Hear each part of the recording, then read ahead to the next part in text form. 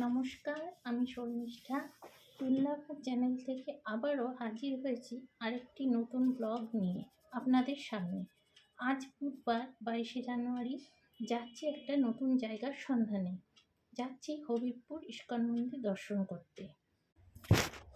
আমরা রানাঘাট থেকে একটি টোটো বুক করে নিলাম।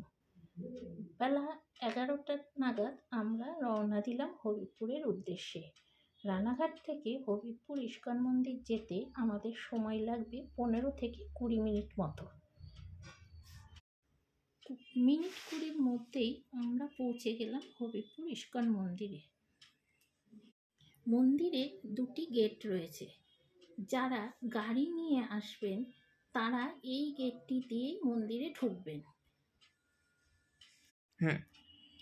এই গেট দিয়ে ঢুকেই প্রথমেই দেখতে পাবেন পার্কিং জোন। বিরাট পার্কিং এরিয়া। এখানে আপনারা সব ধরনের গাড়ি পার্কিং করতে পারবেন। কোন গাড়ি কত পার্কিং খরচ পড়বে তার একটা লিস্ট এখানে দেয়া আছে, আপনারা দেখে নেবেন। আমরা যেহেতু টোটো নিয়ে বুক করে এখানে এসেছিলাম, সেক্ষেত্রে আমাদের পার্কিং ভাড়া পড়েছিল 10 টাকা। এবার যাচ্ছি মূল মন্দিরের দিকে। সামনে বাঁ দিকে আছে জুতো রাখার ব্যবস্থা, এর জন্য কোনো পয়সা লাগবে না। মন্দিরের ভেতর আমরা প্রবেশ করলাম ঠাকুর দর্শন করার জন্য। যদি আপনারা মন্দিরে পুজো দিতে চান তাহলে এখানে পুজোর জন্য ফলের থালা, মিষ্টি সব কিছুই কিনতে পাওয়া যায়, তবে দাম একটু বেশি পড়বে।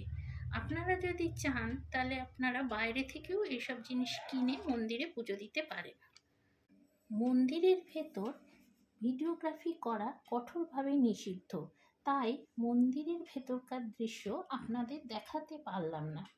মন্দিরের ভেতর মাঝখানে রয়েছেন জগন্নাথ দেব, বলভদ্র আর সুভদ্রা।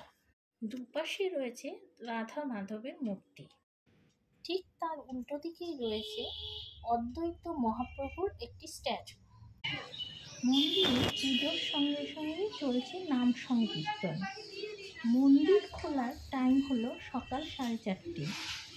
দুপুর 12টা থেকে ভোগ আরতি শুরু হয় এবং 1টার সময় ভোগ আরতি শেষ হয়ে যায় এবং মন্দির বন্ধ হয়ে যায়। মন্দিরে পুজো দিয়ে ঠাকুর দর্শন করে আমরা চলে এলাম প্রসাদ কাউন্টারের দিকে। এটি হলো প্রসাদ কাউন্টার। এখান থেকেই প্রসাদের জন্য আপনাদের কুপন নিতে হবে। চলে এসেছি প্রসাদ কাউন্টারের সামনে। সাইনবোর্ডে 3 ধরনের প্রসাদের লিস্ট দেওয়া আছে। রাজভোগ মহাপ্রসাদ 250 টাকা, রাজভোগ মহাপ্রসাদ পার্সেল 230 টাকা আর মহাপ্রসাদ 80 টাকা। সাইনবোর্ডের একেবারে নিচে 2টি মোবাইল নাম্বার দেয়া আছে। আপনারা যদি দূরের যাত্রী হন বা আপনাদের আসতে যদি দেরি হয় তাহলে এই 2টি নাম্বারে আপনারা কন্ট্যাক্ট করে প্রসাদ বুকিং করে নিতে পারেন, তাহলে আপনারা অবশ্যই প্রসাদ পাবেন। আমরা 80 টাকার মহাপ্রসাদের কুপনটা কেটে নিলাম। চলুন এবার একটু মন্দির চত্বরটা ঘুরে দেখি। অনেকটা বড় এলাকা নিয়ে এই মন্দির চত্বরটি। প্রসাদ কাউন্টার থেকে সোজা হেঁটে চলে এলে সামনেই প্রসাদ কক্ষ পড়বে। এখানে অনেক লোক একসঙ্গে বসে মহাপ্রসাদ গ্রহণ করতে পারবে। ভিতরে 2 রকমের ব্যবস্থা আছে, মেঝেতে বসে খাওয়া আর চেয়ার টেবিলে বসে খাওয়ার। আপনারা যাদের হাঁটুর সমস্যা বা মেঝেতে বসে খেতে পারেন না তাদের জন্য এখানে চেয়ার টেবিলের ব্যবস্থা আছে। প্রসাদ কক্ষের পাশেই আছে রন্ধনশালা।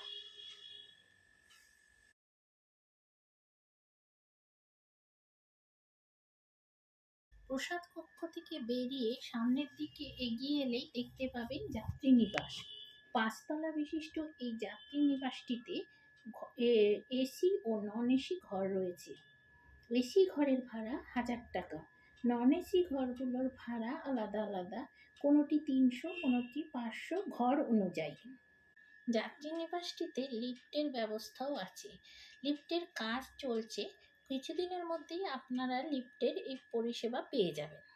যাত্রীনিবাসের একদম পাশেই চোখে পড়বে গোশালা। গোশালা দর্শন করতে কোনো প্রবেশ মূল্য লাগবে না। আপনারা যদি আপনাদের সাধ্য মতো কিছু দান করতে চান তো দিতে পারেন। আমরা গোমাতাদের খাওয়াবো বলে এখান থেকে কিছু খাবার নিয়ে গোশালায় চলে এলাম। এই দেখুন, আমাদের দেখে গরুগুলো কেমন সামনে চলে এসেছে। ঘুরতে ঘুরতে 1:30টা বেজে গেছে, সময় হয়ে গেল প্রসাদ গ্রহণের। তাই চলে এলাম প্রসাদ কক্ষে। মার্জনা করবেন দর্শক বন্ধুরা, প্রসাদ গ্রহণের ভিডিওটা করা হয়নি, তাই আপনাদের দেখাতে পারলাম না। আজকের প্রসাদে ছিল ডাল, ভাত, পালং শাকের তরকারি, আলু পনিরের তরকারি, বেগুনি, চাটনি আর পায়েস। আমাদের মন্দির দর্শন শেষ হলো, এবার বাড়ি ফেরার পালা। এবার বলি কিভাবে আপনারা এখানে আসবেন। যদি আপনারা কলকাতা থেকে ট্রেনে আসেন তাহলে শিয়ালদা শান্তিপুর লোকাল ধরুন, নামতে হবে হবিবপুর স্টেশনে।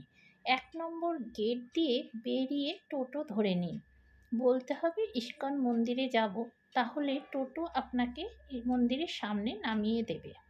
আর যারা গাড়ি নিয়ে আসবেন তারা NH-12 ধরে সোজা চলে আসুন হবিবপুর। ফ্লাইওভার না ধরে পাশের রাস্তাটি ধরবেন, কিছুটা গেলেই বাঁ দিকের গলির ভেতরেই পড়বে এই ইস্কন মন্দির। আজকের ভিডিওটা এখানেই শেষ করছি।